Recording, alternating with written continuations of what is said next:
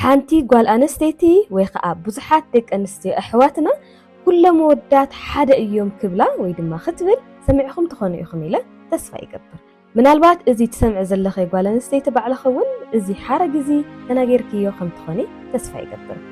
ብዙሓት እዚ ነገር እዚ ከም ተኣምናሉ እውን ይፈልጥን ይርዳእን እየ። ሓንቲ ጓል ኣንስተይቲ ነዚ ሓረግ እዚ ምርር ኢልኪ ክትዛረብ ከለኸ ብደንብ ገይረ ካፍተን ዝርዳእኽ ደቂ ኣንስትዮ ሓንቲ እየ። ብዘይ ምክንያት ከም ዘይትብልዮ እውን ኣንዳዕደ ይፈልጥ እየ። እዚ ሓረግ እዚ ኣምርር ኣቢልኪ ትዛረብዮ ድሕሪ ልብኺ ምስባሩ ድሕሪ ጥልመት ወይ ከዓ ተስፋ ምስ ቆረፅኪ ከም ዝኾነ ይኣምን እየ። ኩሎም ወዳት ሓደ እዮም ዝብል ሓረግ ብዙሓት ወዳት ወይ ከዓ ብዙሓት ደቂ ተባዕትዮ ኣሕዋትና ክሕርቆሙን ክቃወምውን ንሰምዕ ኢና። ግና እዚ ሓረግ እዚ ምናልባት ቃንዛን ብስጭትን ጥንቃቐን ዝሓዘ ሓሳብ ክኸውን ይኽእል እዩ። ግን ብላዕሊ ላዕሊ እንተሪእናዮ ምናልባት ምግናን ወይ ከዓ ምረት ክመስል ይኽእል እዩ። ብመልክዕ ስነ ልቦና ክንሪኦ ከለና ግን መብዛሕትኡ ግዜ ንተደጋጋሚ ቅዲ ወይ ከዓ ፓተርን ንምጉዳእ ሸለልትነት ወይ ከዓ ዘይተፈፀመ ትፅቢታት ዓሚቕ ስምዒታዊ ምላሽ ምዃኑ የርእየና እዩ። እዚ ማለት ብተደጋጋሚ ዝጉዳኣ ብተደጋጋሚ ሸለል ዝተባሃላ ካፍቲ ዘፍቅርኦ ኣካል ዘይኮነ ነገር ወይ ከዓ ዘይተፀበዮ ነገር ክገጥመን ከሎ ዝዛረብኦ ዘረባ እዩ። ንሎሚ እዚ ስለምንታይ ከም ዝኸውን ክንምርምሮ ኢና። ከምኡውን ብሓቂ ብዛዕባ ፍቕሪ ምትእምማን ባህርያት ደቂ ሰባት እንታይ ከም ዝነግረና እውን ብሰፊሑ ክዕልለኩም እየ። ሰላም ንዓኹም ይኹን ዝተኸበርኩም ተኸታተልቲ ዲኑና ሚድያ። እንኳዕ ናብ ዲኑና ሚድያ ብሰላም መጻእኹም። ከምቲ ዝተለመደ ቻናለይ ሓድሽ ስለዝኾነ ሰብስክራይብ፣ ላይክ፣ ሼር ክትገብሩ ብኸብሪ ይዕድመኩም።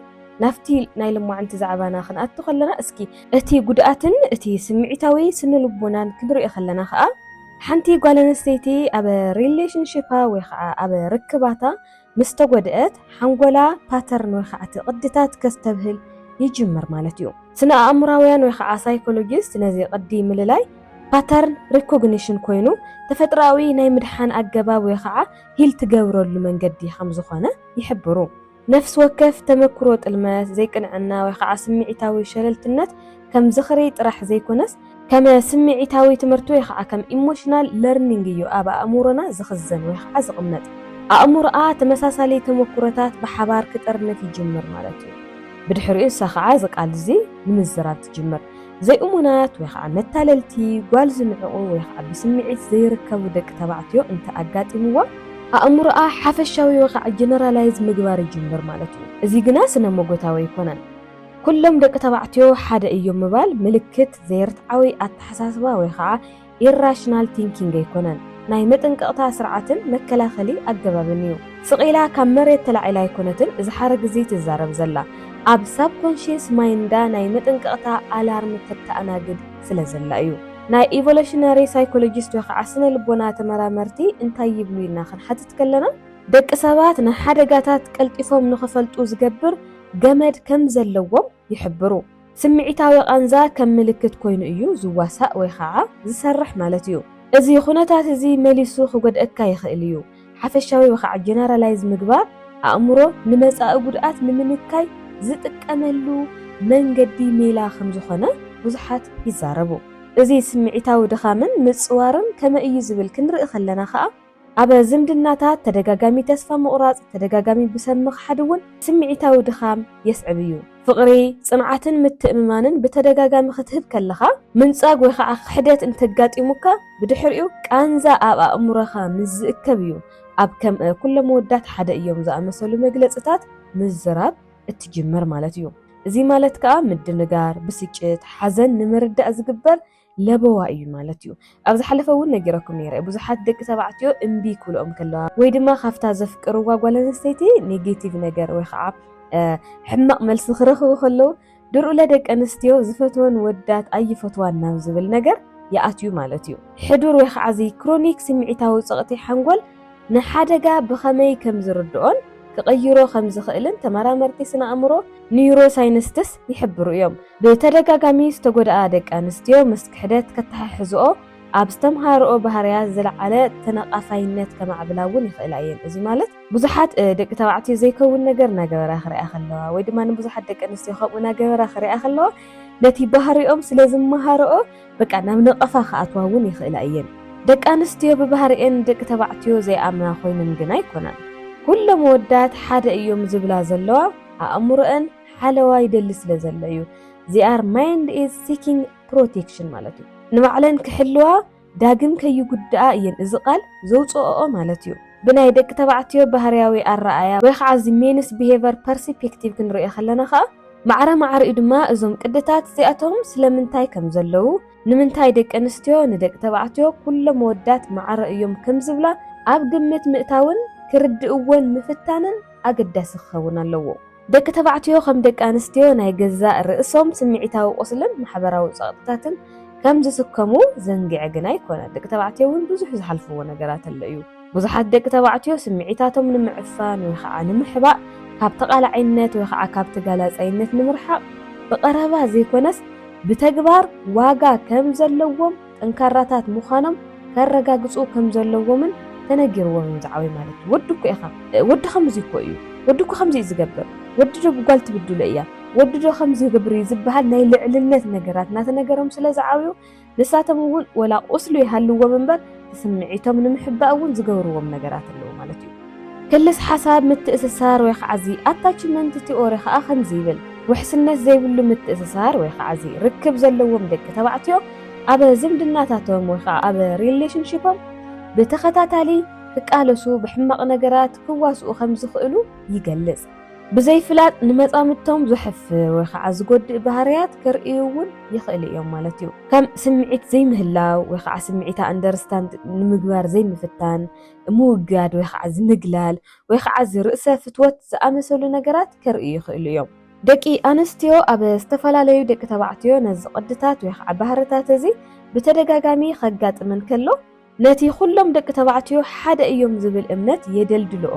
ማለት እዩ እዚ ግና ቃል በቃል ዝገልጽ መግለጺ ዘይኮነስ ስምዒታዊ ነጸብራቕ ናይ ተደጋጋሚ ርክባተን ቃንዛ እዩ ዘውፅኦ ዘለዋ ማለት እዩ ብመልክዕ ስነ ኣእምራዊ ርድኢትን ኣእምራዊ ወገናውነትን ክንሪኦ ከለና ከዓ ናይ ኮግኒቲቭ ስነ ልቦና ክኢላታት ነዚ ክስተት እዚ ኣቫይላቢሊቲ ባያዝ ኢሎም ይገልጽዎ አሉታዊ ተሞክሮታት ካብ ኣወንታዊ ተሞክሮታት ዝያዳ ስምዒታዊ ምዝህልዎም ዝፍጠር ማለት እዩ ኣእምሮ ንበዝሒ ተሞክሮታቶም ወይ ከዓ ተደጋጋሚ ዘጋጥሞም ነገራት ካብ መጠን ንላዕሊ ይግምቶ ወይ ድማ ይሓስቦ ማለት እዩ ንኣብነት ሓንቲ ጓል ኣንስተይቲ ዝኣመነቶ ወዲ ብጣዕሚ ትፈትዎ ዝነበረት ወዲ እንተኽሒድዋ ብድሕሪኡ ድማ ምስ ካሊእ ሰብ ተፋሊጣ ኣነ ክሕወየክ እየ ኣነ ሃማ ዓይነት ሰብ ኣይኮንኩን ኢሉ ተቀራሪብዋ ንሱ እውን ክሒድዋ ክኸይድ ከሎ ኣእምሮኣ ዝሓስቦ ነገር ነቲ ገይሮምዋ ዝኸዱ ወይ ከዓ ነቲ ዝበደልዋ እምበር ነቲ ጽቡቕ ዝገብርዋ ነገር ኣይኮነን እዚ ድማ ምኽንያት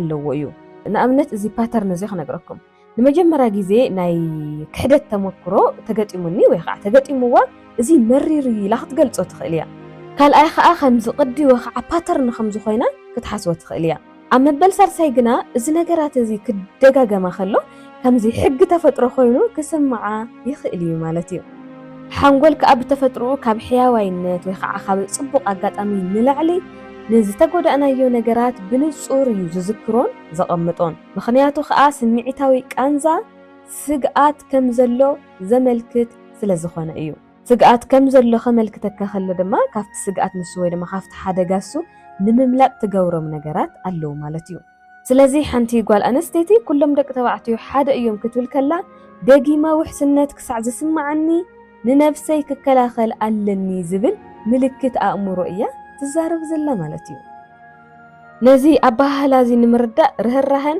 ንጹህ ልብን እውን የድሊ እዩ ደቂ ተባዕትዮ ኣሕዋትና ብዘይፍትሓዊ መንገዲ ዝተፈረዱ ወይ ከዓ ብጌጋ ዝተረድኡ ኮይኑ ክስምዖም እኳ ቀሊል እንተኾነ ስነ ኣእምራዊ ርድኢት ግና ሳሕቲ እዩ ደቂ ኣንስትዮ ንምንታይ እየን ከምዚ ዝብላ ዘለዋ ዝብል ነገር ኣንደርስታንድ ዝገብሩ ብጣዕሚ ውሕዳት ሰባት ወይ ከዓ ሳሕቲ ብቻ እዩ ግና ሓንቲ ጓል ኣንስተይቲ ግን ከምዚ እዮም እሳቶም እኮ ከምዚ እዮም ገለ ክትብል ከላ ግን ያን ያህል ንዕኦም ግን ዝጎድእ ጉዳይ ግን ኣይኮነን ካብዚ ብዝዘለለ ትፈውሱ ክኸውን ኢለ ዝሓስቦ ነገር እንታይ እዩ ደቂ ተባዕትዮ ስምዒታዊ ኣገባቦም ክፈልጡን ሓላፍነት ክወስዱን ክለማመዱ ይግባእ ደቂ ኣንስትዮ ከዓ ንጉድኣተን ከሰላስልኦ ኣብ መንጎ ውልቃዊ ባህርያት ምፍልላይ ክመሃራ ይግባእ ቀስ በቀስ ድማ ዳግማይ ምትእምማን ይረኽባ ማለት እዚ ማለት ኣብ መንጎ ሚስተር ኤክስን ሚስተር ዋይን ዘሎ ባህርያት ኣፈላላይ ከም ዘለዎ ኣንደርስታንድ ክገብራ ኣለወን ዝገርመኩም ነገር መብዛሕትኡ ግዜ እዞም ቴራፒስትታት ንደቂ ኣንስትዮ እቲ ዝበፅሐን ነገር ንኸስተንትና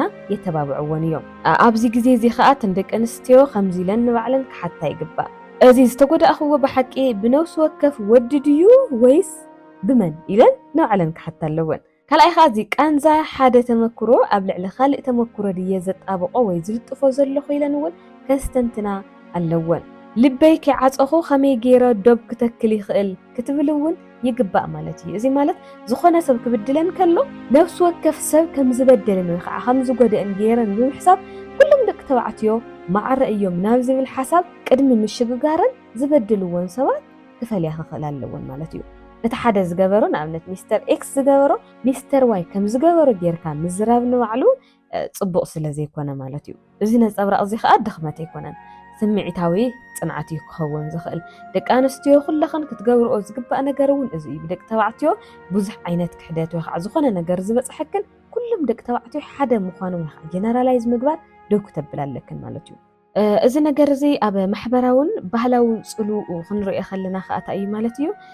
ኣብዚ ነገራት እዚ ሕብረተሰብ እውን ዓብይ ተራ ኣለዎ እዩ። ንኣብነት ኣብ ፊልምታት፣ ማሕበራዊ መራኸብታት፣ ባህላዊ ትረኻታት መብዛሕትኡ ግዜ ነቲ ኩሎም ደቂ ተባዕትዮ ሓደ እዮም ወይ ከዓ ማዕረ እዮም ዝብል ቃል የደልድሉ እዮም። ፊልምታት ድራማታት ክስራሕ ከሎ እንደውም ሎሚ ይሐሽ ብዙሓት ደቂ ኣንስትዮ ጨካናት እውን ከም ዘለዋ ኣብ ልዕሊ ሓዳረን ዝኸዳ ከም ዘለዋ ንወዲ ተባዕታይ ወይ ከዓ ንበዓል ሓዳረን ዝብድላ ደቂ ኣንስትዮ ከም ዘለዋ እውን ብፊልሚ ብዝኾነ መልክዓት ናተነገረ ስለዝመፅእ ዘሎ እዩ እምበር መብዛሕትኡ ግዜ ዘመወዳት ሌባው ዘመወዳት ጨካናት ዘመወዳት ጓል ኣንስተይቲ ዝብድሉ ናተገበረ ብዙሓት ነገራት ይስራሕ ነይሩ እዩ ማለት እዩ። ደቂ ኣንስትዮ ከምዚ ዓይነት ዛንታታት ክሕደት ምትላል ወይ ከዓ ግህሰት ናሰማዓ ክውዕላ ከለዋ ከዓ ሓቀኛ ይኹን ልበወለዳዊ ይኹን እዚ ድማ በቃ ኩሎም ደቂ ተባዕትዮ እኮ ከምዚ እዮም ዝብል ነገር ትፅቢታት ንኽትቀርፅ ይገብራ ማለት እዩ። ኩሎም መታለልቲ መጥቃዕቲ ክሓድቲ ጌራ ድማ ክትሓስቦም ትኽእል እያ ማለት እዩ። ብዙሓት ደቂ ኣንስትዮ ከዓ ዝተመሳሳለ ዝኾነ ተመክሮ ክካፈላ ከለዋ ንሓባራዊ እምነት የደልድልኦ እየን። እዚ ንኣብነት ሓንቲ ጓል ኣንስተይቲ ከምዚ ገይሩኩ ይክሒዱኒ ከምዚ ገይሩኩ ይበድሉኒ ክትብል ከላ ተመሳሳሊ ታሪክ ዘለዎን ደቂ ኣንስትዮ ክበዝሓ ከለዎን ኩሎም ደቂ ተባዕትዮ ማዕረ እዮም ናብ ዝብል ከኣትያ ይኽእላ እየን ማለት እዩ። ስለዚ እዚ ሓረግ እዚ ብስምዒት ዝያዳ ከረጋግፀለን ይኽእል እዩ ማለት እዩ። ማዕረ እዚ ድማ ደቂ ተባዕትዮ ስምዒታዊ ምትእስሳር ዘይኮነስ ንዓወት ንልዕልና ወይ ከዓ ዓብለልቲ ንምዃን ቀዳምነት ንምሃብ ማሕበራዊ ምትእስሳራት ይፈጥሩ እዮም ወይ ከዓ ይሰርሑ እዮም። ኣብ ዝኾነ ይኹን ሙያዊ ዓወት ወይ ከዓ ልዕልና ዘተኮረ ግን ከዓ ስምዒታዊ ቅርበት ሸለል ዝብል ወዲ ተባዕታይ ብዘይፍላጥ ነቲ ደቂ ኣንስትዮ ከውግዕኦ ዝፅዕራ ዘለዋ ቅዲ ከበግስ ወይ ከዓ ከለዓዕል ይኽእል እዩ። እዚ ድማ ከምኡ ዝገብር ተኮይኑ ንሱ እውን ማለት እዩ ዑደት ይኸውን ኣሎ ማለት እዩ። ካብኡ ከዓ ሕብረተሰባዊ ስርዓታት ትድመር ስምዒታዊ ቁስልታት ትድመር ተደጋጋሚ ባህርያት ሓፈሻዊ እምነት ወይ ከዓ እዚ ጀነራላይዝድ ብሊፍ ይኸውን ኣሎ ማለት እዩ። ሓቂ ንምንጋር ወይ ከዓ ሓቂ ግና እዚ እዩ ኢለ ኣነ ይኣምን። ኩሎም ደቂ ተባዕትዮ ሓደ እዮም ኣይበሃል ስሩ እውን ከም ማንምና ክንፅበዮ ወይ ከዓ ክንናገሮ ዝግባእ ጉዳይ ኣይኮነን። ደቂ ኣንስትዮ ድማ ከምኡ ብምባለን መረርቲ ወይ ከዓ ዘይርትዓውያን ኮይነን ኣይኮናን። ሰባት እየን ቆሲለን እየን ተኽሒደን እየን። ስለዚ ከምዚ ዝብላ ዘለዋ ከዓ ከምዚ ዝገልፃ ዘለዋ ድማ ንንቕሓት ንምርድዳእን ንለውጥን ይልምና ወይ ከዓ ይላበዋ እየን ዘለዋ። ኩሎም ደቂ ተባዕትዮ ሓደ እዮም ማለት ሓደ ዘይኮነ ሰብ ወይ ከዓ ካፍቲ ከምዚ ትገብሩና ዘለኹምሲ ቤዛኹም ደብሉ ኢላ ትላብኦ እያ ዘላ። ንቕሓት ንኽፍጠር እያ ትዛረብ ዘላ። ስለዚ መፍትሒ ምውቃስ ዘይኮነስ ንቕሓት እዩ ማለት። ስለዚ እታ ጓል ኣንስተይቲ ትወቅስ ብቻ ኣይኮነትን ዘላ። ክረአ ከሎ ወቀሳ ገለ ክመስል ይኽእል እንዲ እዚ ዘይንኽሕዶ ሓቂ እዩ። ግን ንሳ ትብል ዘላ ግን ንቕሓት ንኽፍጠር እያ ትዛረብ ዘላ። ምክንያቱ ጓል ኣንስተይቲ ኮይና ወዲ ፀሊኣ እስካብ ዕለተ ሞታ ትነብር ጓል የላ። ወዲ እውን ከምኡ ኦልሬዲ ተፈጥሮ ንባዕሉ ስለለይፈቅደና ማለት እዩ። ደቂ ተባዕትዮ እዞም ኣሉታዊ ዝኾኑ ቅድታት ክትበትክዎም ብግልፂ ምዝርራብ ክትክእሉ ስምዒታዊ ድሌታት ኣሕዋትኩም እውን ክተኽብሩን ክትመሃሩን ኣለኩም ማለት እዩ።